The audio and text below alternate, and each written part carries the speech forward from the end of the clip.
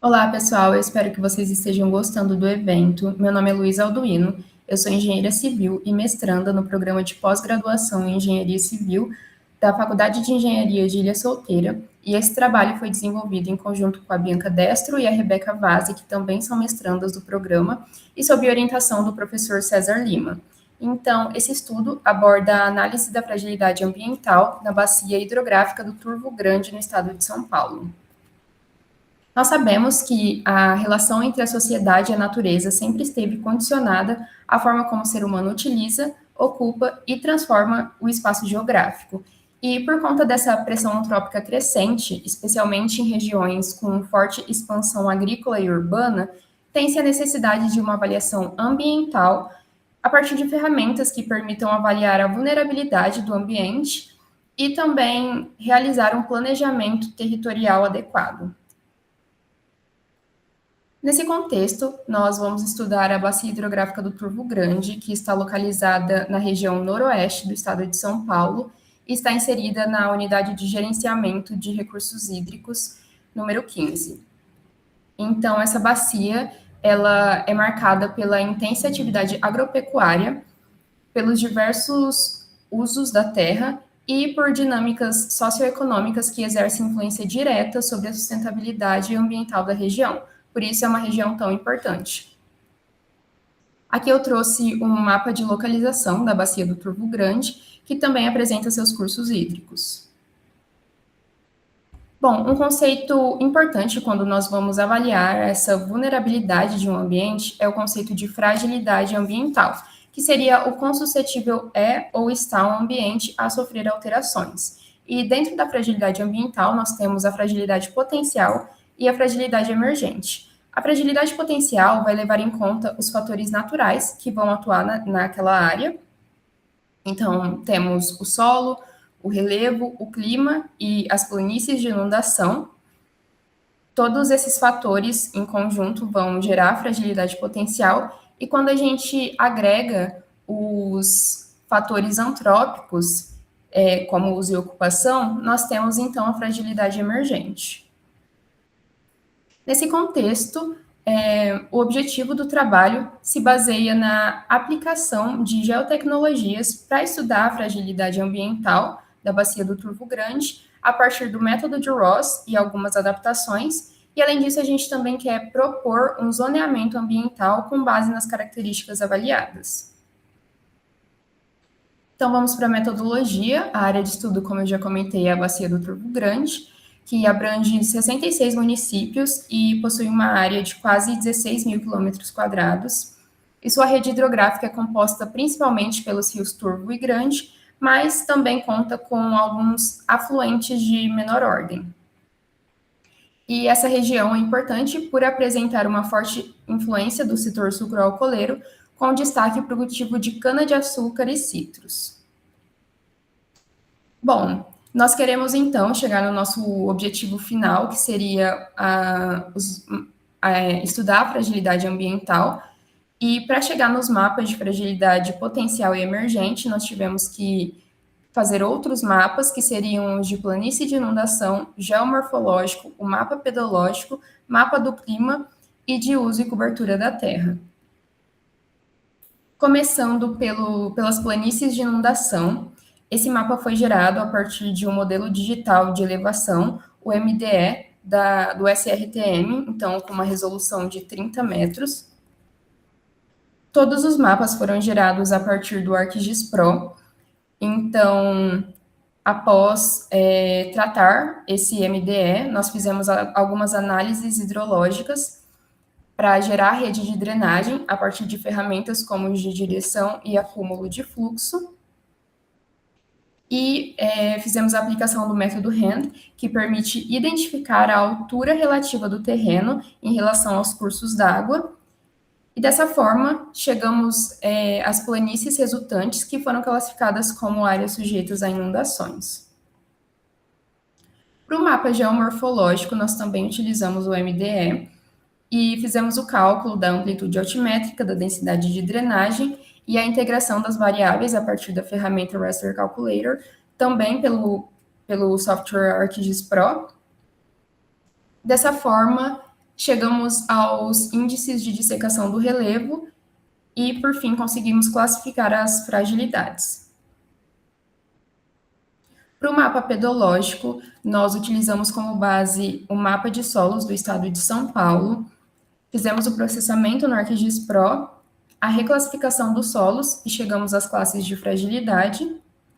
Para o mapa de clima, nós utilizamos dados pluviométricos a partir do sistema HidroWeb da ANA. Então, nós analisamos 29 postos pluviométricos, a maior parte deles inseridos dentro da área de estudo, mas alguns fora, para ter uma maior representatividade dos dados. Então, avaliamos alguns parâmetros climáticos, como o volume anual de precipitação, a duração do período seco e a duração do período chuvoso. Fizemos interpolação IDW e chegamos às classes de fragilidade. Para o mapa de uso e cobertura da Terra, nós utilizamos os dados do Map Biomas, da coleção 10, fizemos a importação para o ArcGIS Pro, reclassificamos as classes, porque quando a gente traz esses dados do Map Biomas, eles estão divididos em vários tipos de uso da Terra, e nós fizemos a reclassificação a partir da metodologia da literatura, nós seguimos os métodos de Ross e Fears, e então chegamos às classes de fragilidade. Finalmente, os mapas de fragilidade ambiental, eles foram gerados a partir da integração de todos os outros mapas que eu já citei. E a partir da álgebra de mapas, nós chegamos no mapa de fragilidade potencial, que combinou os mapas de relevo, solos, clima e inundação. E chegamos ao mapa de fragilidade emergente, que combinou o mapa de fragilidade potencial com o uso e cobertura da Terra. Então, vamos para os nossos resultados. Esse foi o nosso mapa de planície fluvial.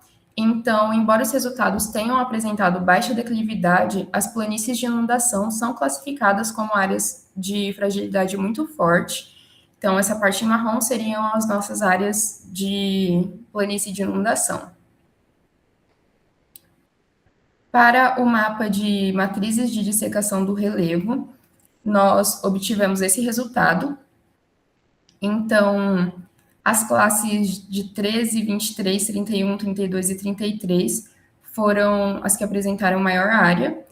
Então, uma área de 49,02% da área total. E essa classe indica média fragilidade.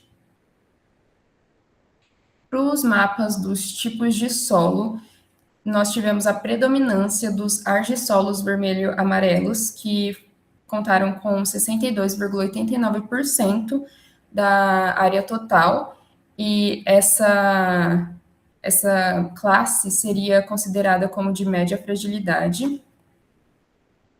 Para o mapa de clima, das características pluviométricas, nós obtivemos ele com base naqueles 29 postos pluviométricos que pegamos do sistema HidroWeb, e eles apresentaram volumes anuais de precipitação predominantemente entre 1.250 e 1.450 milímetros ao ano, e esse mapa, o clima da região exerce uma forte influência sobre a fragilidade ambiental.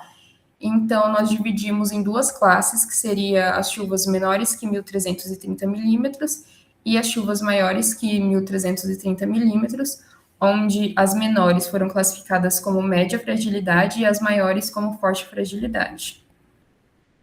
Para o mapa de uso e cobertura da terra, nós tivemos um predomínio dos cultivos sem forrageiras entre ruas com práticas conservacionistas. Então, isso seriam as áreas agrícolas com culturas como a cultura de cana, que faz muito sentido, porque essa região é marcada por esse tipo de cultivo.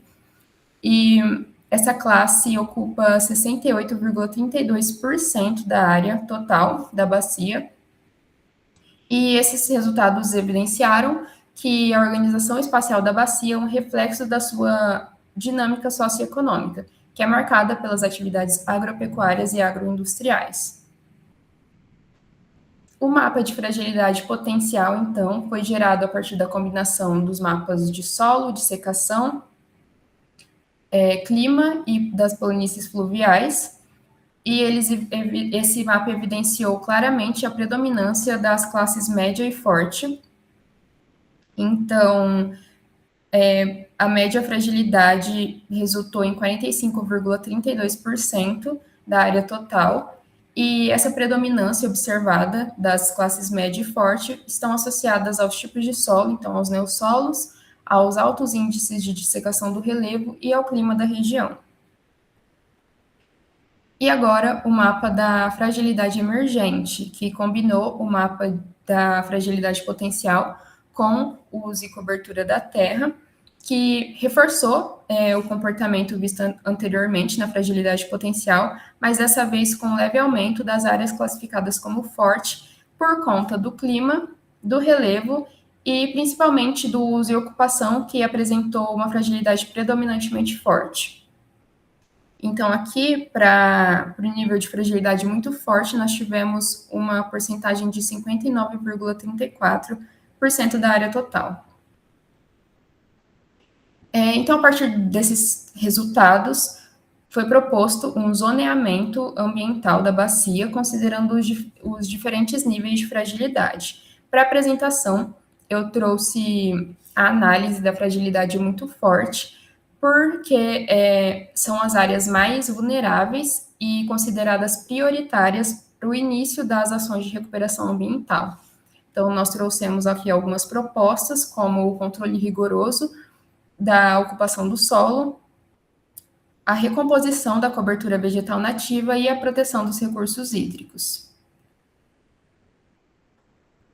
Como conclusão, nós tivemos que os resultados obtidos demonstraram que a bacia do Turvo Grande apresenta, de modo geral, uma fragilidade predominantemente forte e média, tanto a fragilidade potencial quanto a emergente, e os resultados obtidos a partir da utilização das geotecnologias se mostraram satisfatórias para a análise de fragilidade ambiental e também com o uso de métodos adaptados da literatura. E, por fim, o zoneamento ambiental proposto contribui como uma ferramenta de apoio ao planejamento territorial, auxiliando na conservação dos recursos naturais e na gestão ambiental da região. Essas são nossas referências, eu espero muito que vocês tenham gostado e muito obrigada pela atenção.